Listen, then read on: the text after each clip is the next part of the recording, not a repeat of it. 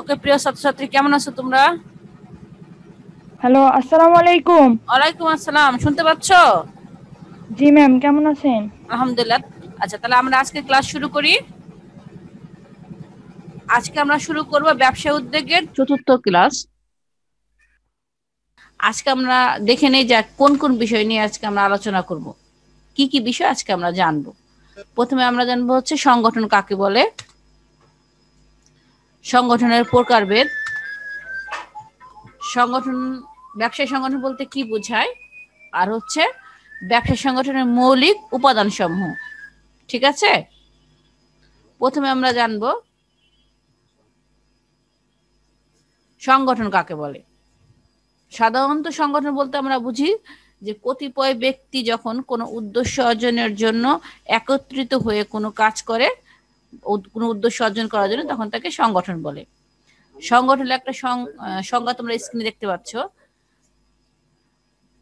যে প্রক্রিয়ার মাধ্যমে মুনাফা অর্জনের উদ্দেশ্যে উৎপাদনের বিভিন্ন উপাদান সমূহ সংগ্রহপূর্বক তাদের মধ্যে আদর্শ সমন্বয় এবং সুষ্ঠু সংযোগ সাধন করা যায়, তাকে সংগঠন বলে। তাহলে আমরা জানলাম সংগঠন কাকে বলে। তাহলে সংগঠন বলতে আমরা সাধারণত বোঝাই যে কোনো উদ্দেশ্য অর্জন করার জন্য পরিচিত কিছু ব্যক্তি একত্রিত হয়ে যখন কাজ করে, প্রচেষ্টা চালায়, তখন তাকে সংগঠন বলে। তারপরে আমরা জানবো সংগঠনের প্রকারভেদ।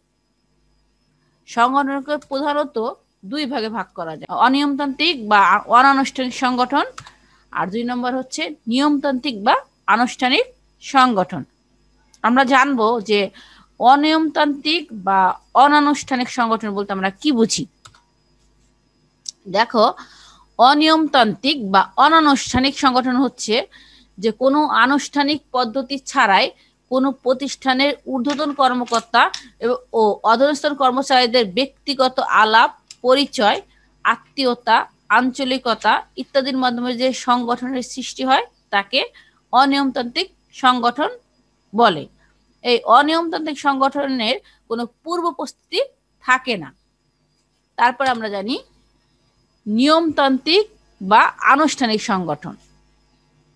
কোনো প্রতিষ্ঠানের সার্বিক সাফল্য অর্জনের জন্য আনুষ্ঠানিক বা নিয়মতান্ত্রিক উপায়ে যে অধস্তন ও ঊর্ধ্বতন কর্মকর্তার দায়িত্ব, কর্তব্য, কর্তৃত্ব, কর্মপদ্ধতি, কর্মপরিসর ইত্যাদি নির্দিষ্টকরণের মাধ্যমে সংশ্লিষ্ট সকলের যে সাংগঠনিক সম্পর্ক প্রতিষ্ঠা করা হয়, তাকে নিয়মতান্ত্রিক বা আনুষ্ঠানিক সংগঠন বলে। ঠিক আছে, আনুষ্ঠানিক সংগঠনে কি থাকবে? পূর্ব প্রস্তুতি থাকবে, প্রিপারেশন থাকবে।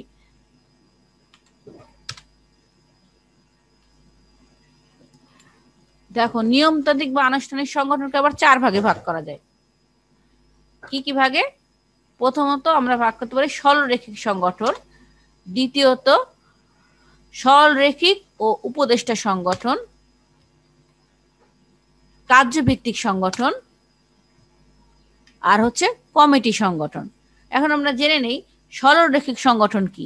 সরলরৈখিক সংগঠন হচ্ছে প্রতিষ্ঠানের, যে কোনো প্রতিষ্ঠানের ঊর্ধ্বতন কর্মকর্তা থেকে শুরু করে যে নির্দেশ ক্রমান্বয়ে নিচের দিকে ধাবিত, অর্থাৎ কর্মীর সাধারণ মধ্যে ছড়ায় যায়, তাকে সরলরৈখিক সংগঠন বলে।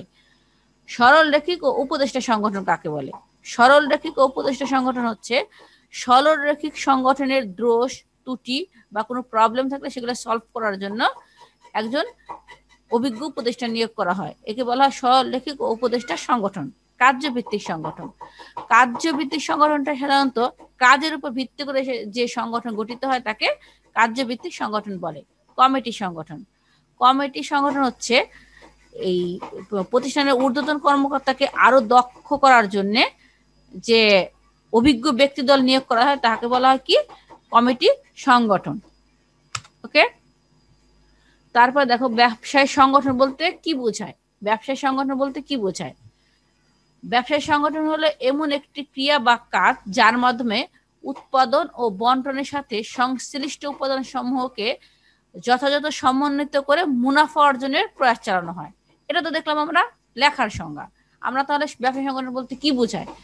ব্যবসায় সংগঠন হচ্ছে এমন কতিপয় ব্যক্তি যারা কোনো ব্যবসায় সাফল্য অর্জনের জন্য একত্রিত হয়ে উৎপাদন ও বন্টনের সাথে সংশ্লিষ্ট উপাদান সমূহকে যথাযথভাবে সমন্বিত করে এবং মুনাফা অর্জনের জন্য প্রচেষ্টা চালিয়ে থাকে। নেক্সট, ব্যবসায়ী সংগঠনের মৌলিক উপাদান বা নীতি সমূহ।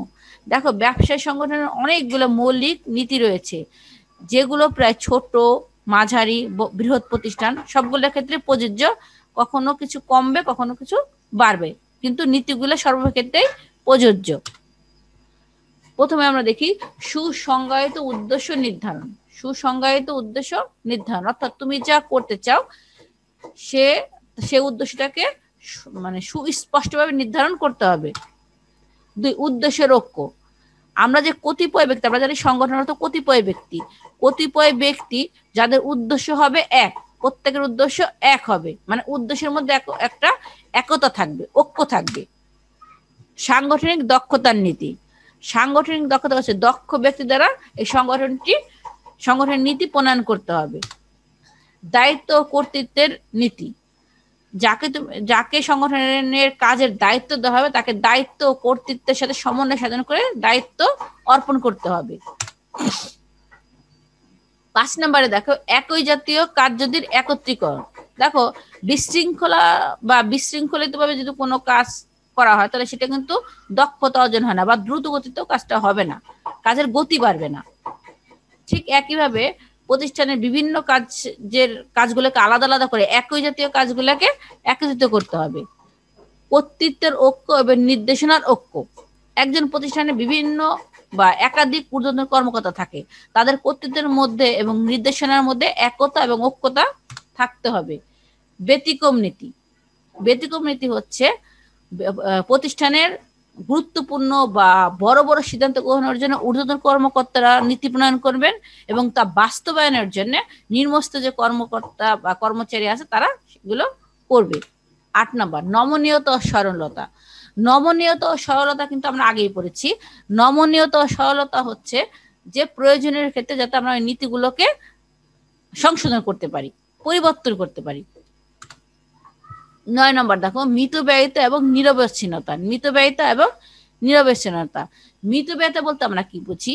মিতব্যয়িতা হচ্ছে যে প্রতিষ্ঠানের ক্ষেত্রে সর্বনিম্ন খরচে সর্বোচ্চ কোয়ালিটি সম্পন্ন বা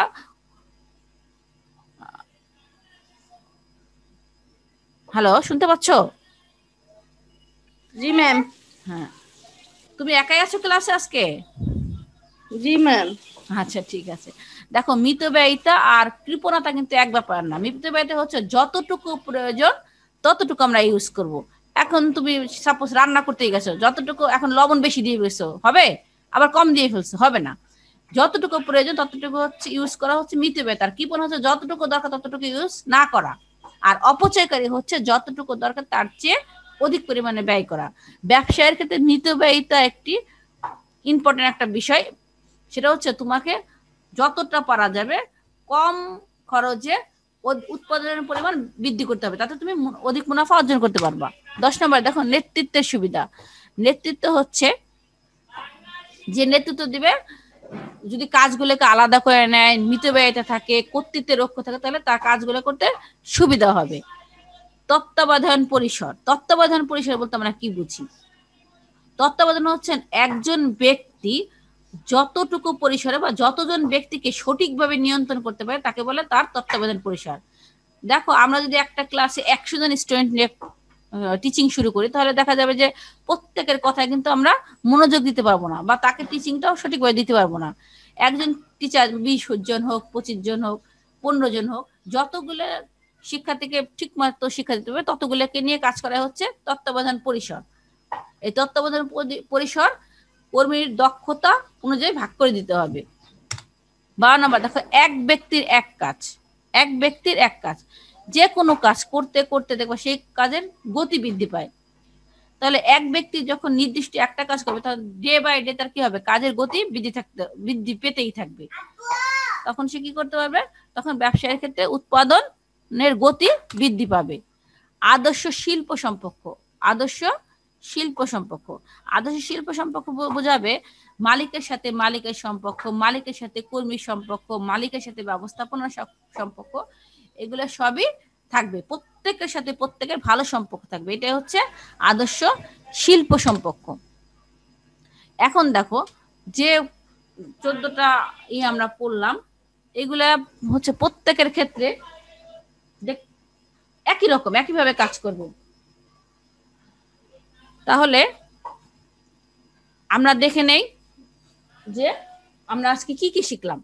তুমি কি স্ক্রিন দেখতে পাচ্ছ?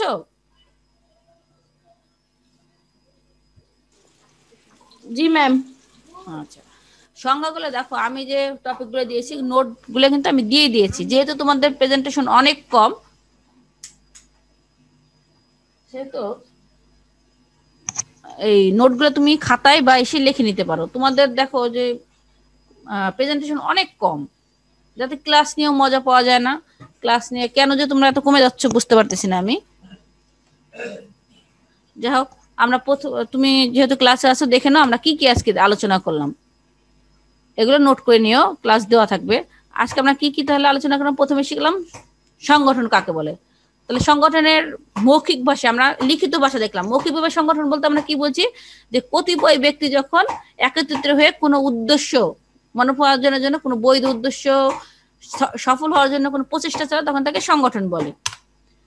দ্বিতীয় জানলাম আমরা সংগঠনের প্রকারভেদ। সংগঠনের প্রকারভেদে এসে আমরা জানলাম যে সংগঠনকে প্রধানত দুই ভাগে ভাগ করা যায়।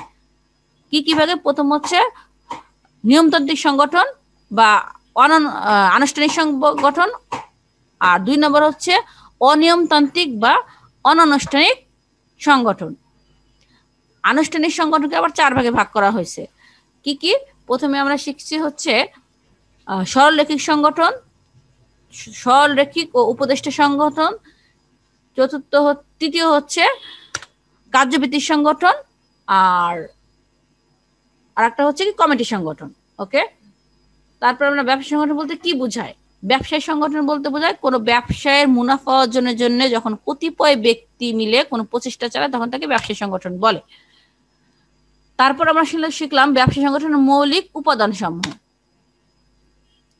সংগঠন কাকে বলে? সংজ্ঞাটা দেখো, যে প্রক্রিয়ার মাধ্যমে মুনাফা অর্জনের উদ্দেশ্যে উৎপাদনের বিভিন্ন উপাদান সমূহ সংগ্রহপূর্বক তাদের মধ্যে আদর্শ সমন্বয় এবং সুষ্ঠু সংযোগ সাধন করা যায় তাকে সংগঠন বলে। সংগঠনের প্রকারভেদ দেখলাম আমরা, দেখে নেওয়ার একবার। অনিয়মতান্ত্রিক বা অনানুষ্ঠানিক সংগঠন, 2 নম্বর হচ্ছে নিয়মতান্ত্রিক বা আনুষ্ঠানিক সংগঠন। অনিয়মতান্ত্রিক বা অনানুষ্ঠানিক সংগঠন কি?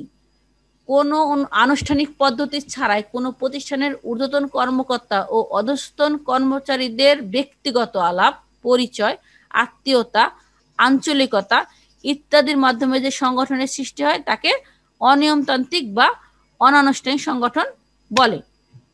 এরপর আমরা দেখব নিয়মতান্ত্রিক বা আনুষ্ঠানিক সংগঠন কাকে বলে। কোনো প্রতিষ্ঠানের সার্বিক সাফল্য অর্জনের জন্য আনুষ্ঠানিক বা নিয়মতান্ত্রিক উপায়ে ও অধস্তন কর্মকর্তা ও কর্মচারীদের দায়িত্ব, কর্তব্য, কর্তৃত্ব, কর্মপদ্ধতি, কর্মপরিসর ইত্যাদি নির্দিষ্টকরণের মাধ্যমে সংশ্লিষ্ট সকলের যে সাংগঠনিক সম্পর্ক প্রতিষ্ঠা হয় তাকে নিয়মতান্ত্রিক বা আনুষ্ঠানিক সংগঠন বলে। এরপর আমরা দেখেছি নিয়মতান্ত্রিক বা আনুষ্ঠানিক সংগঠনকে 4 ভাগে ভাগ করা যায়। সেটা কি কি? প্রথম হচ্ছে সরলরৈখিক সংগঠন, সরলরৈখিক ও উপদেষ্টা সংগঠন, কার্যভিত্তিক সংগঠন, কমিটি সংগঠন।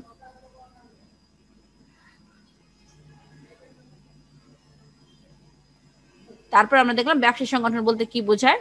ব্যবসায়ী সংগঠন হলো এমন একটি ক্রিয়া বা কাজ যার মাধ্যমে উৎপাদন ও বন্টনের সাথে সংশ্লিষ্ট উপাদান সমূহকে যথাযথভাবে সমন্বিত করে মুনাফা অর্জনের প্রয়াস চালানো হয়।